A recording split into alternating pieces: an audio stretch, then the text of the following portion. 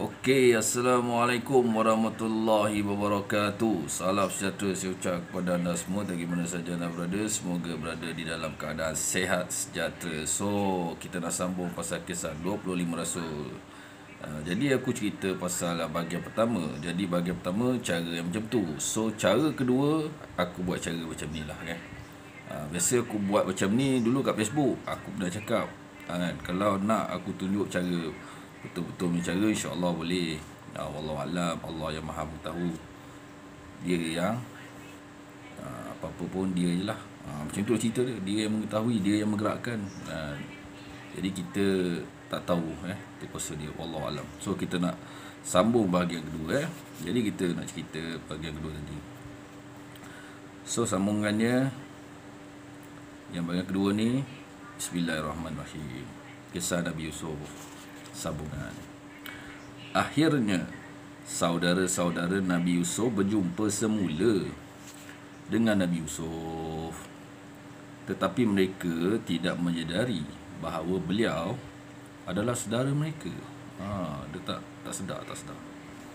Mereka tidak menyedari inilah Nabi Yusuf yang telah dicampakkan ke dalam perigi.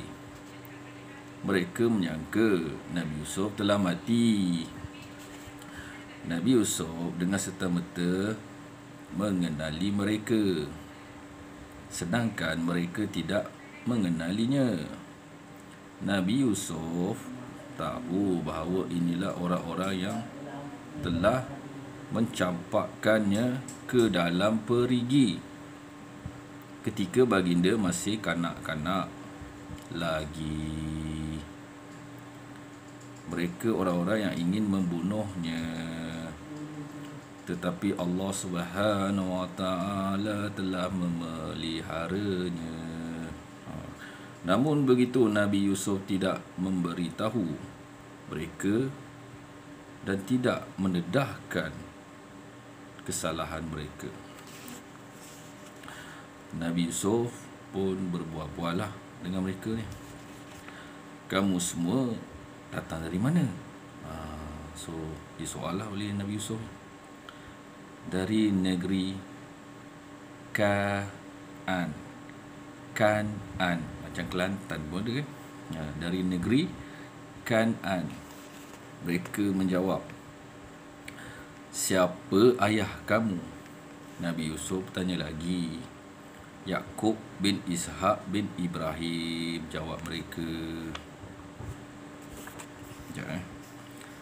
Adakah kamu mempunyai saudara yang lain? Tanya Nabi Yusuf. Seterusnya, ya, nama dia Bunyamin. Mereka menjawab, bukan macam style aku jawab ni. Dia jawab macam ni lah. Ya, nama dia Bunyamin. Macam itulah. Mereka jawab macam tu. Mengapa dia tidak datang bersama kamu?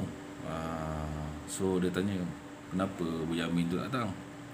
Kerana ayah kami tidak melepaskan dia dan tidak suka berjauhan daripadanya sebab pernah terjadi masalah kepada Nabi Yusuf kan. Jadi tak naklah jadi untuk kali kedua kepada Bunyamin. So ditanya, kenapa ayah kamu tidak mahu melepaskannya? Adakah dia seorang kanak-kanak yang kecil? Tanya Nabi Yusuf. Tidak, tetapi Bunyamin mempunyai saudara kandung bernama Yusuf yang keluar bersama kami pada suatu ketika dahulu. Kemudian kami pergilah berlumba-lumba dan meninggalkan Yusuf. Macam dia orang ni lumba lari lah, lumba maraton lah, lebih kurang macam tu lah. Wallahualam lah. Kemudian kami pergi berlumba-lumba dan meninggalkan Yusuf. Akhirnya dia dimakan serigala. Ibarat waktu dia berlumba lari tu, serigala keluar. Macam tu cerita. Nabi Yusuf ketawa dalam hatinya mendengar jawapan itu, tetapi baginda tidak berkata apa-apa. Nabi Yusuf sangat rindu kepada ayah dan ibu serta saudara Bunyamin. Nabi Yusuf kemudian memerintah supaya makanan dibekalkan kepada mereka. So Nabi Yusuf perintahkanlah supaya bekalan ni diberikanlah kepada mereka ni. Kemudian baginda berkata, suatu hari nanti bawalah saudara kamu Bunyamin kemari. Bawalah Bunyamin tu datang. Kalau kamu tidak membawanya padaku, nescaya tiada hak lagi bagi kamu untuk mendapatkan bekalan makanan daripadaku. Macam tu kata Nabi Yusuf. Kemudian Nabi Yusuf memerintahkan supaya harta yang mereka bawa dikembalikan. Ambillah harta ni. Macam tu. Saudara-saudara Nabi Yusuf itu pun kembali dan menceritakan apa yang berlaku. Mereka berkata kepada Nabi Yaqub, hantarkanlah Bunyamin bersama kami. Bermakna bila dia berjumpa dengan Nabi Yaqub, dia minta untuk Bunyamin ikut pula. Kalau tidak, pasti kami tidak akan dapat layanan baik daripada pembesar Mesir itu. Sekali lagi kita beritahu, hantarlah Bunyamin bersama kami. Kalau tidak, pasti kami tidak akan dapat bersama tidak akan mendapat layanan baik daripada pembesar Mesir itu. Padanya Nabi Yusuf lah. Mereka meminta kebenaran untuk membawa Bunyamin bersama. Sesungguhnya kami akan menjaganya, kata mereka. Bolehkah aku mempercayai kamu untuk menjaganya, sebagaimana aku telah mempercayai kamu untuk menjaga Yusuf dahulu? Lalu kamu hampakan kepercayaanku. Adakah kamu sudah lupa kepada peristiwa Yusuf? Adakah kamu hendak menjaga Bunyamin seperti kamu telah menjaga Yusuf? Allah jualah sebaik-baik penjaga, dan dia jualah yang maha mengasihani, kata Nabi Yaqub kepada anak-anaknya. Jadi mereka pun cakaplah, sesungguhnya pembesar Mesir itu orang yang pemurah. Dia telah kembalikan harta kami dan tidak mengambil bayaran sedikit pun daripada kami. Oleh itu, izinkanlah Bunyamin pergi bersama kami.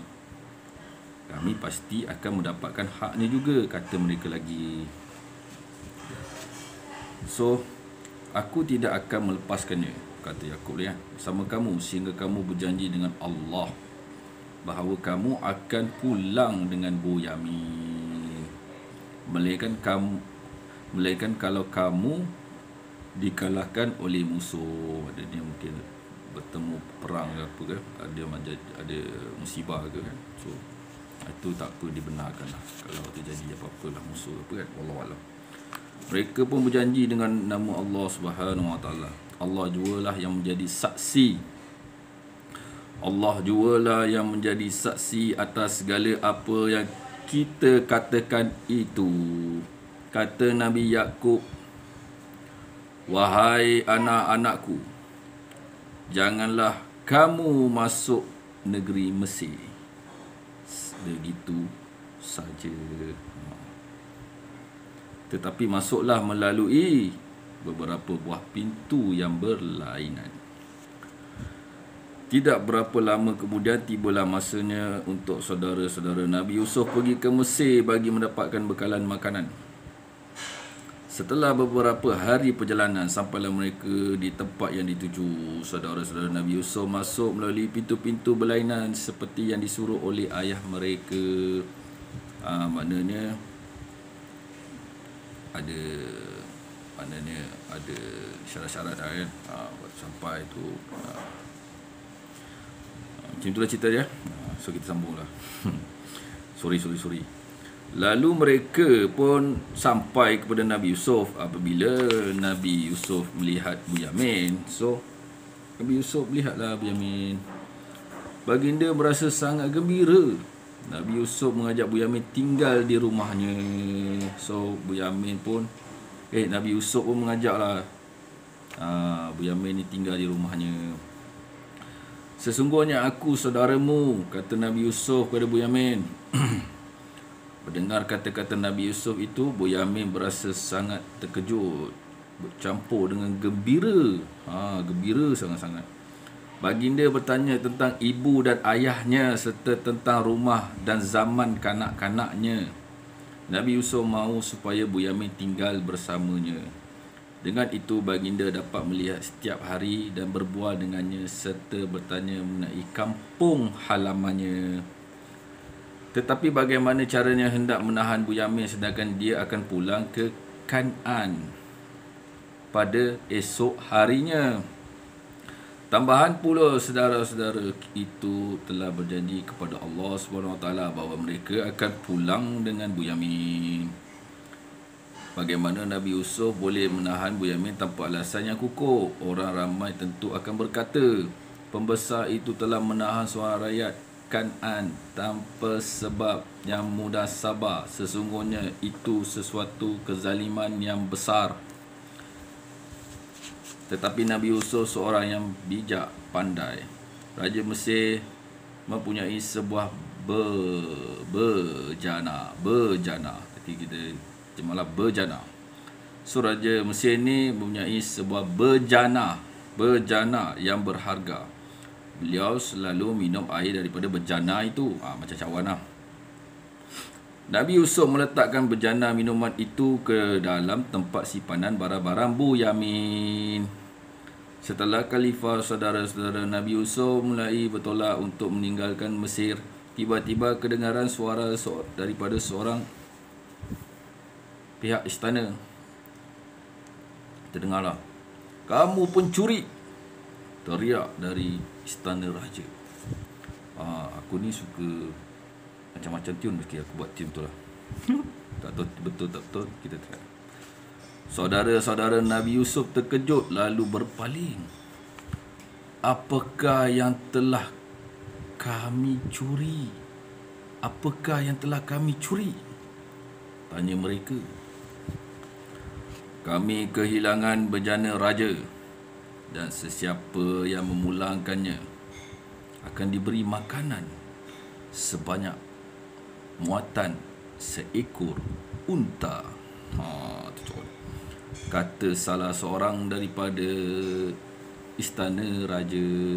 Kata salah seorang daripada istana raja.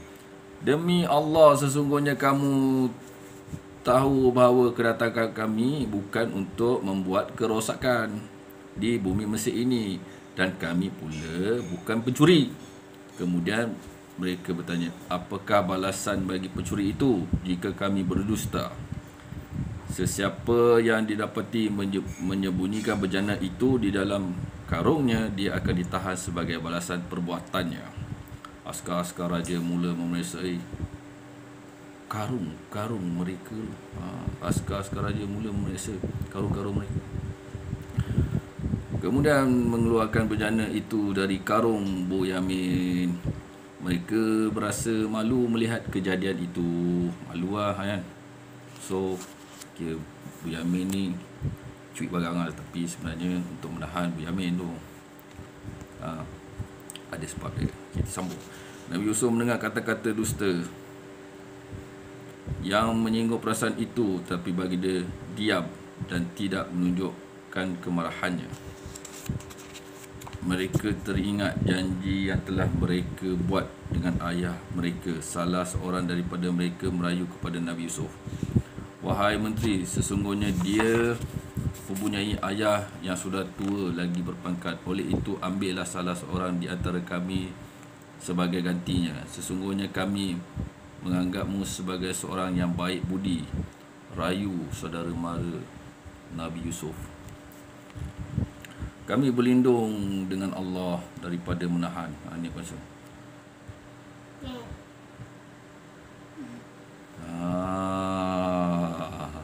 Sekali lagi.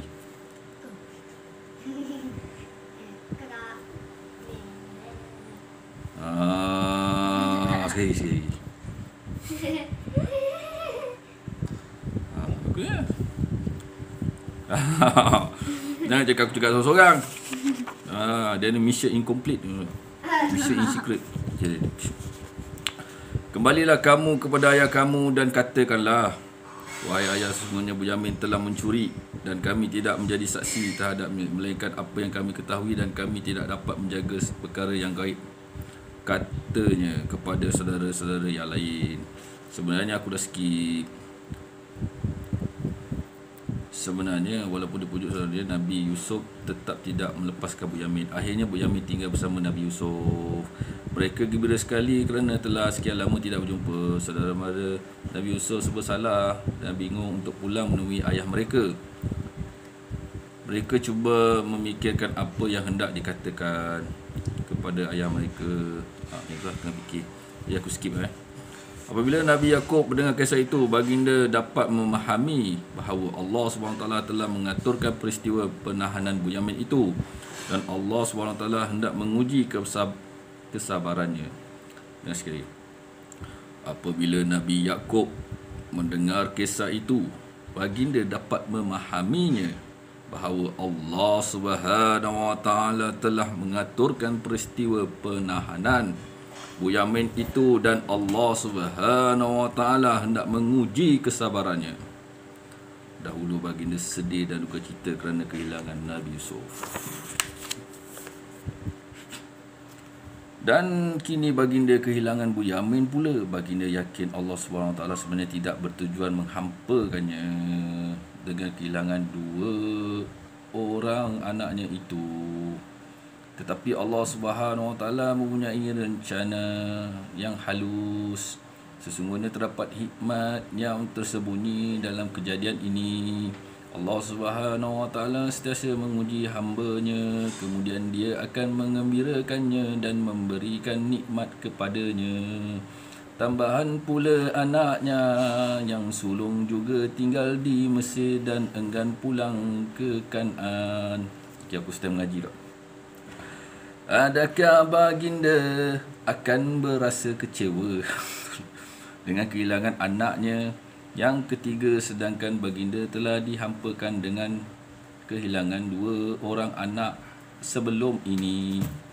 Sesungguhnya perkara seperti ini tidak akan dapat berlaku. Setelah merenungkan hal yang demikian, Nabi Yaqub pun berasa tenang semula lalu berkata, mudah-mudahan Allah kembalikan mereka semua kepadaku. Walaupun bagaimanapun, Nabi Yaqub masih terkenangkan Nabi Yusuf. Sedihnya aku mengenangkan Nabi Yusuf, kata Nabi Yaqub kepada anak-anaknya. Ayah masih lagi mengenangkan Nabi Yusuf sehingga ayah jatuh sakit dan menjadi buta. Tegur anak-anaknya itu. Maknanya Nabi Yaqub tengah sakit, tak boleh tengok. Okey, begitulah cerita dia kan. Sesungguhnya aku mengadukan jawab cerita lain tadi. Sesungguhnya aku mengadukan kesusahan dan duka citaku hanya kepada Allah. Dan aku mengetahui dengan wahyu Allah yang kamu tidak tahu. Mengetahui dengan wahyu Allah apa yang kamu tidak tahu, jawab Nabi Yaqub. Makna Nabi Yaqub ni bukan tahu sahaja. Dia tahu semua perkara ni ada wahyu yang sampai. Wahyu. Bukan baca kitab wahyu. Tunjuk wahyu pun tak dapat. Tak nampak. Baca kitab wahyu, mana wahyunya? Wahyu ni lah kali dia tunjuknya orang datang tu sakit, pergi jumpa, pegang sikit, baik. Allahu Akbar. La haula wala quwata illa billahil aliyil azim. Carilah agama yang benar, lagi sahih dan meyakinkan manusia. InsyaAllah. Nabi Yaqub sedar bahawa berputus asa adalah kufur. Oleh itu baginda hanya menggantungkan harapannya kepada Allah SWT. Nabi Yaqub kemudian mengutuskan anak-anaknya ke Mesir. Baginda menyuruh mereka berusaha mendapatkan berita mengenai nasib-nasib Nabi Yusuf. Nasib Nabi Yusuf dan Bunyamin. Nabi Yaqub meminta mereka supaya jangan berputus asa daripada rahmat Allah SWT. Maka saudara-saudara Nabi Yusuf pun berangkat ke Mesir bagi kali ketiga. Diorang pergi kali ketiga pula. Setiba di Mesir, mereka pun menghadap Nabi Yusuf. Mereka mengadu kepapaan dan kesusahan mereka kepada Nabi Yusuf. Mereka merayu agar baginda menyumbangkan sesuatu kepada mereka. Nabi Yusuf berasa sangat kasihan dan tidak dapat menahan perasaan sedihnya. Baginda berkata di dalam hatinya, inilah anak-anak Yakub dan keturunan para nabi datang mengadu kepapaan dan kesusahan mereka kepadaku. Sampai bila aku harus sembunyikan perkara yang sebenar? Sampai bila aku harus membiarkan keadaan yang menyedihkan ini berlarutan? Sampai bila aku harus berpisah dengan ayahku? Berbagai persoalan bermain di dalam hatinya. Nabi Yusuf tidak dapat memendamkan perasaan lagi, lalu berkata, tahukah kamu betapa buruknya apa yang kamu telah lakukan kepada Yusuf dan adiknya semasa kamu masih jahil? Mendengar kata-kata Nabi Yusuf itu, saudaranya berasa hairan kerana apa yang telah mereka lakukan itu adalah rahsia. Sekali lagi, mendengarkan kata-kata Nabi Yusuf itu, saudara-saudaranya berasa hairan kerana apa yang telah dilakukan mereka itu adalah rahsia. Tidak ada seorang pun yang mengetahui kecuali mereka dan Nabi Yusuf.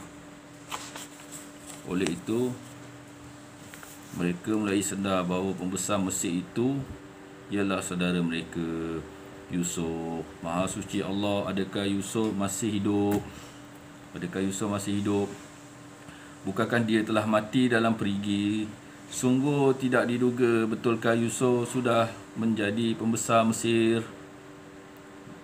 Diakah yang menjadi pentadbir hasil pengeluaran Mesir? Diakah yang telah memberi muatan makanan kepada mereka? Berbagai soalan terlintas di hati mereka. Oleh itu, tiada lagi keraguan dalam hati mereka bahawa pembesar yang bercakap dengan mereka itu sebenarnya adalah saudara-mara mereka, Yusuf. Adakah kamu ini sebenarnya Yusuf? Tanya mereka dengan penuh hairan, seperti mana dia menghantar suatu video. Aku nak merepek. Sudah lama aku mencari kamu. Di manakah kau menghilang? Oh, dahsyat. Kita cerita lagi. Akulah Yusuf dan inilah adikku Bunyamin. Sesungguhnya siapa yang bertakwa dan bersabar, nescaya Allah tidak akan mensia-siakan pahala orang-orang yang membuat kebaikan, jawab Nabi Yusuf. Dan kita baca atas. Yang menjadi tabi hasil. Okey, itu cerita. Demi Allah, sesungguhnya Allah telah melebihkan kamu daripada kami. Dan sesungguhnya kami adalah orang-orang yang bersalah. Balas saudara-saudara Nabi Yusuf. Semoga Allah mengampuni kamu semua di atas perbuatan kamu terdahulu, kerana Dialah Tuhan yang Maha Mengasihani. Semoga Allah mengampuni kamu semua di atas perbuatan kamu semua dahulu, kerana Dialah Tuhan yang Maha Mengasihani, kata Nabi Yusuf lagi. Nabi Yusuf sangat rindu untuk bertemu dengan ayahnya Nabi Yakub. Setelah sekian lama tidak bertemu, sekarang dia tidak perlu lagi bersabar. Silap. Biasalah kan. Cuba Bapa. Dia macam fi'il madi, fi'il mudhari'. Nabi Yusuf sangat rindu untuk bertemu dengan ayahnya Nabi Yakub. Setelah sekian lama tidak bertemu, sekarang dia tidak perlu lagi bersabar menanggung rasa rindu kerana rahsianya sudah terdedah. Dan Allah mahu memenangkan hati Nabi Yusuf. Silap. Kalau fi'il madi bertemu fi'il mudhari' macam ni cerita dia, Allah. Tak adalah. Gua. Sekali lagi. Sekarang dia tidak perlu lagi bersabar menanggung rasa rindu kerana rahsianya sudah terdedah dan Allah mahu memenangkan hati Nabi Yakub. Selama perpisahannya dengan Nabi Yusuf, matanya kabur kerana terlalu banyak menangis dan menanggung kesedihan. Pulanglah dengan membawa bajuku ini. Kemudian letakkanlah pada muka ayahku. Nescaya dia akan dapat melihat semula dan bawalah keluarga kamu ke sini bertemuku, kata Nabi Yusuf kepada saudara-saudaranya. Sekali lagi aku beritahu, pulanglah dengan membawa bajuku ini. Kemudian letakkanlah pada muka ayahku. Nescaya dia akan dapat melihat semula, dan bawalah keluarga kamu ke sini bertemuku, kata Nabi Yusuf kepada saudara maranya. Ketika saudara-saudara Nabi Yusuf menuju ke Kan'an, Kelantan,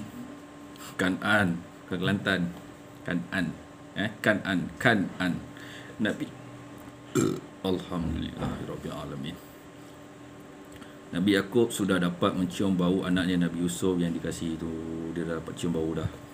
Aku dah tahulah kau lah anakku. Dah cium bau semua dapat cium lah.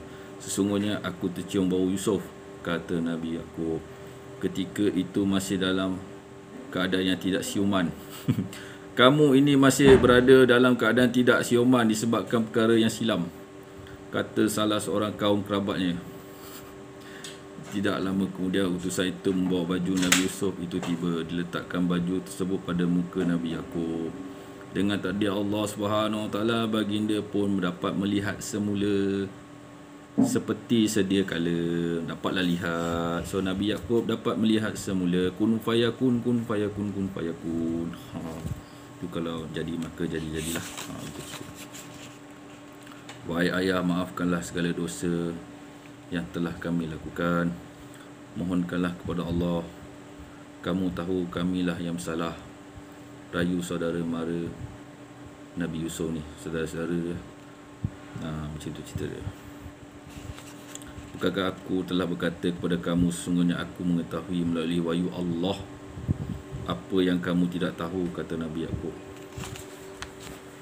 Cerita dia.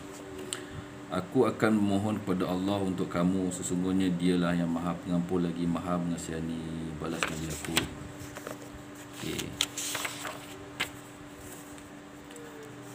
Apabila Nabi Yaakob dan keluarganya sampai ke Mesir, Nabi Yusuf pun segera menyambut serta memeluk kedua-dua orang tuanya.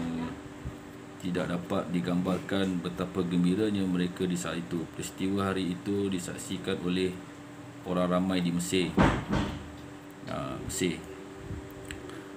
Hari tersebut merupakan hari yang berbahagia dan penuh berkat. Nabi Yusuf mempersilakan kedua ibu bapa dan ayahnya duduk. Kedua ibu bapanya. Yusuf mempersilakan kedua ibu dan ayahnya duduk di atas singgasana kebesaran. Sesungguhnya saudara-saudara Nabi Yusuf dan sesungguhnya bukan. Tak ada, ni titik. Saudara-saudara Nabi Yusuf dan kedua orang tuanya tunduk sebagai tanda hormat kepada baginda. Wahai ayahku, inilah taksir mimpiku dahulu. Sesungguhnya Allah menjadikan mimpiku itu benar. Aku telah bermimpi melihat 11 bintang dan matahari serta bulan. Aku melihat mereka tunduk menghormatiku, kata Nabi Yusuf. 11 bintang itu melambangkan 11 orang saudara tiri Nabi Yusuf. Matahari dan bulan itu pula melambangkan ibu dan ayahnya. Nabi Yusuf pun terus memuji Allah Subhanahu Wa Taala. Lidah baginda tidak terhenti-henti memujinya. Baginda amat bersyukur kepada Allah Subhanahu Wa Taala di atas nikmat yang dikurniakannya. Nabi Yaakob dan keluarganya kemudian tinggal di Mesir. Nabi Yaakob dari sini wafat di sana. Walaupun Nabi Yusuf mempunyai kuasa yang besar di Mesir, namun baginda tetap mengingati Allah Subhanahu Wa Taala. Pangkat yang besar tidak pernah mengubah sikap Nabi Yusuf daripada sentiasa mengingati Allah, menghambakan diri dan takut kepadanya. Nabi Yusuf memerintah melandaskan hukum Allah dan baginda melaksanakan segala perintahnya. Nabi Yusuf menjaga kerajaan. Nabi Yusuf ni menjaga kerajaan Mesir, namun baginda tetap mengingati Allah. Pangkat yang besar tidak pernah mengubah sikap Nabi Yusuf daripada sentiasa mengingati Allah. Pangkat ni tak dapat ubah, otak Nabi Yusuf tak boleh ubah. Dia tetap menghambakan diri dan takut kepadanya. Nabi Yusuf memerintahkan melandaskan hukum Allah dan baginda melaksanakan segala perintahnya. Nabi Yusuf tidak menganggap kuasa pemerintahan sebagai sesuatu yang besar atau hebat. Sekali lagi cakap, Nabi Yusuf tidak menganggap kuasa pemerintahan sebagai sesuatu yang besar atau hebat. Bahkan baginda tidak suka mati. Bahkan baginda tidak suka mati sebagaimana matinya para raja. Baginda tidak suka digolongkan di kalangan para raja. Sebaliknya digolongkan di kalangan hamba Allah, serta dihimpunkan bersamanya orang-orang yang soleh sahaja. Sebab itu Nabi Yusuf selalu berdoa seperti di dalam surah Yusuf ayat 101 bermaksud, Bismillahirrahmanirrahim. Wahai Tuhanku, sesungguhnya Engkau telah mengkurniakan kepadaku sebahagian daripada kuasa pemerintahan dan mengajarku sebahagian daripada ilmu mentafsir mimpi. Wahai Tuhan pencipta langit dan bumi, Engkau pelindungiku di dunia dan di akhirat. Sempurnakanlah ajalku dalam keadaan Islam dan hubungkanlah aku dengan orang-orang yang soleh. Nabi Yusuf diwafatkan oleh Allah Subhanahu Wa Taala dalam usia hampir 120 tahun. Dan selepas ini kita akan cerita tentang Nabi Syuaib, insya-Allah. Wallahu alam. Jika diizinkan Allah Taala, kita akan cerita Nabi Syuaib. Dan itulah kisah Nabi Yusuf sedikit sebanyak yang boleh dikongsikan. So minta maaf jika ada meripik, salah kata nak suruh anak aku ke depan. Ini kedudukan aku, cara aku. Kau jangan tunjuk no duduk macam tu. Ni dia. Aku duduk kat sini. Ni sejadah. Bukan tunjuk baik, tak tunjuk baik kan. Nanti aku cakap aku munafik pula kan. Cakap aku duduk dalam keadaan riak pula kan. Macam-macam ada suara-suara. Ini tempat, sinilah aku semayang, sinilah aku tidur. Aku ada bilik. Bilik tu jadikan baju bilik orang tua aku, bilik mak aku. Aku hidup sedarnya, hidup biasa macam ni. So aku nak gerak dulu. Itulah cerita aku boleh sembangkan. Semoga kita jumpa lagi. Assalamualaikum warahmatullahi wabarakatuh. Rabbana atina fid dunya hasanah wa fil akhirati hasanah wa qina azabannar. Sallallahu ala sayyidina Muhammad wa ala alihi washabihi wasallam. Walhamdulillahi rabbil alamin. Allahu akbar kabiran walhamdulillahi katsiran wa subhanallahi wa ta'ala. La ilaha illallah. Wahdahu la syarikalah. Lahu mulkul hamdihi wa yumiitu ala kulli syai'in qadir wa la haula wa la quwwata illa billah. La haula wa la quwwata illa billahi al-'aliyyil azim. Minta maaf lah bila bela aku sampai pop di. Okay, so minta maaf lah. Ya, aku nak undur dia. Assalamualaikum warahmatullahi wabarakatuh. Jumpa lagi.